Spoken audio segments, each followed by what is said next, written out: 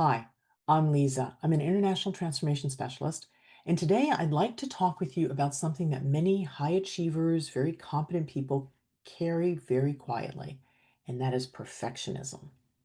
So I'm not talking about the clean, color-coded kind where it has to be all neat. I'm talking about the kind that whispers, if I don't get it just right, I'm not good enough. And maybe those aren't the exact words, but that's the meaning behind it.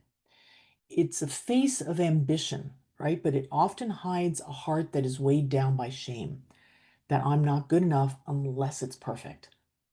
And here's the truth, you are not broken, and you don't need to be perfect to be loved or trusted or free.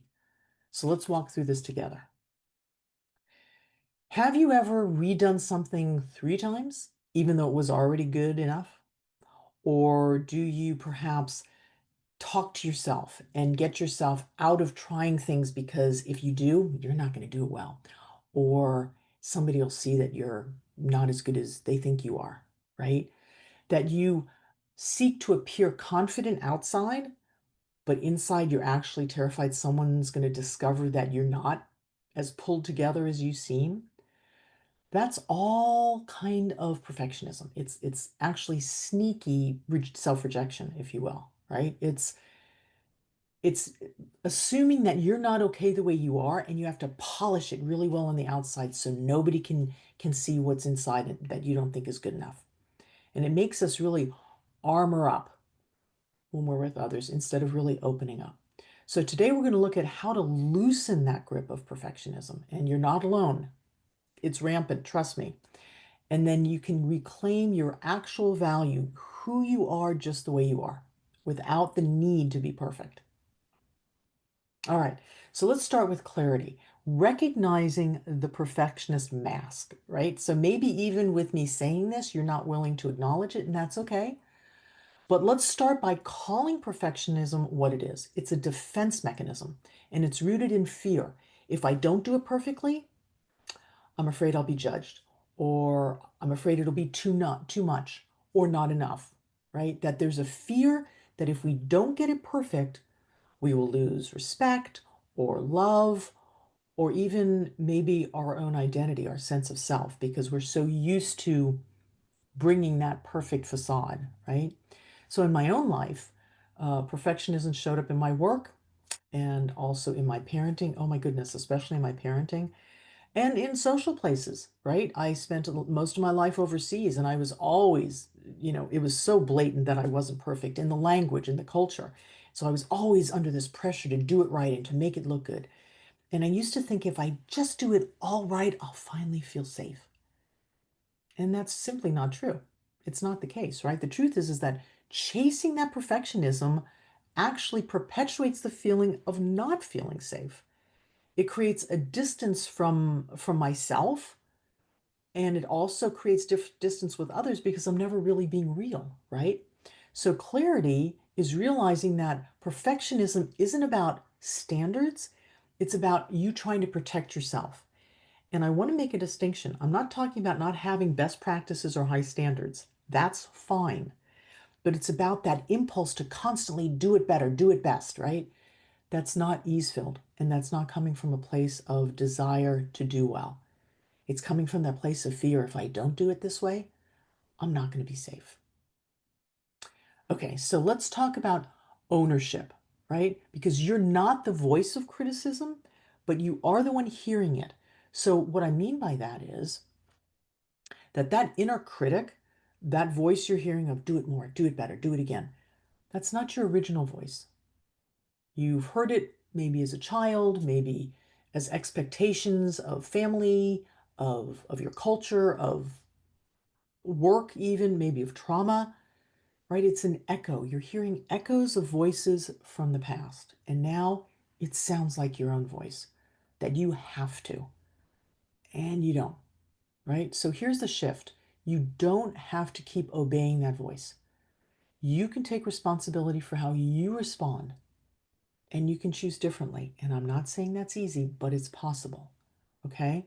So for me, ownership looked like noticing when I was judging myself harshly. I didn't even notice it at first, right? I was so hard on myself, it was a given that I did it poorly or I wasn't wanted the way I am. Okay? I was I was really clear in my mind then that how I was wasn't okay because I heard those voices for so long. I bought into that as a truth, and it wasn't a truth. It was a belief that I had taken on. And so the way that I moved myself out of that was asking, would I say this to my child? Would I say this to my best friend? And if I wouldn't, then I had no business saying it to myself. And that was a practice. Trust me, it was not a given. So ownership is choosing to treat yourself with dignity and with kindness and not with distortion, which is what perfectionism is. Because nothing and nobody is perfect, right? Just doesn't happen. Even the all 10 performances at the Olympics, if you tick it apart, there's something that's off. And even that is fine. But you don't have to put yourself under that pressure all the time. So let's talk about resolution. It's letting go of that myth that you're not enough. Okay? So resolution, the way I use it is bringing together, it's resolving, it's realigning. And perfectionism thrives on the myth that you just have to do more or have to be better or have to go faster, and then you'll finally be enough. But in the end, as you can see, you never get there, right? Because enough isn't a place you arrive at. Enough is a truth and a knowing of yourself, and you can decide to live from that place. So, resolution happens when you stop editing yourself and you start being all of who you are and accepting how you are in the world. And you stop performing, right?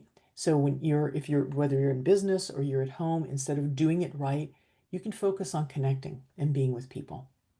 So when you say, I'm showing up as me, and that is enough for this moment, that's a totally different way of walking through the world than I have to do it right in order to be accepted, right? I'm going to say it again. Showing up as me is enough for this moment. And that's what you get to know for yourself. All right, let's talk about excellence. And excellence, the way that I define it, is the brilliance of being fully human. It has nothing to do with flawlessness. It's about showing up with your whole self, not just the polished parts, not the parts that got it right, all of who you are. So when I stopped hiding my messiness, actually allowed myself to be who I am, something really wild happened. People trusted me more, they opened up more. This distance that I think people felt with me fell away. They felt seen because I was seeing them and they could see me. Because real recognizes real.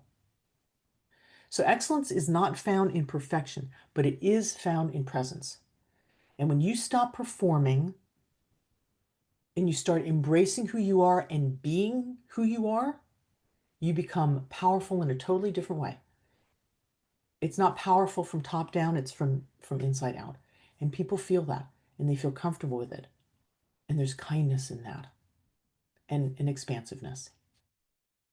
So I'd like to offer you something to take with you. And this week, if you notice one area in your life where perfectionism comes up, and maybe it's small, maybe you're not somebody who struggles with it in all areas, but maybe there's one area, and just take that one.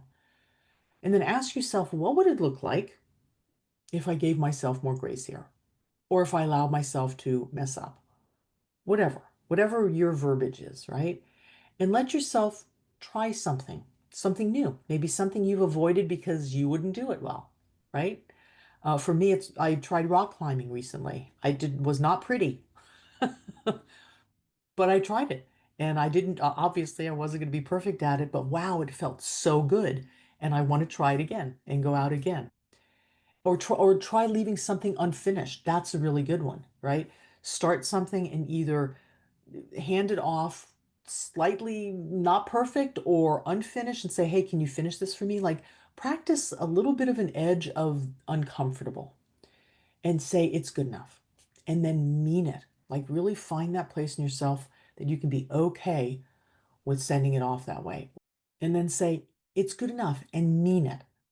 And let someone see that messy version of you and trust that you're safe and you're still loved and you're accepted, even if it goes awry. So you are not here to impress and you're not here to do it perfectly. You're here to express who you really are. And that means letting go of trying to be perfect and just living the real you. So if this message helped you maybe loosen a little bit the grip of perfectionism, or if it reminded you that you don't have to be perfect or perform to be loved, then like this video and subscribe for more and maybe share it with someone else who needs that reminder. And if you're interested in living with clarity and ownership and resolution and excellence, you will find more resources on that in programs linked below. And remember, you are not broken and you were never meant to be perfect because nobody is, but you were meant to be real. And that is more than enough.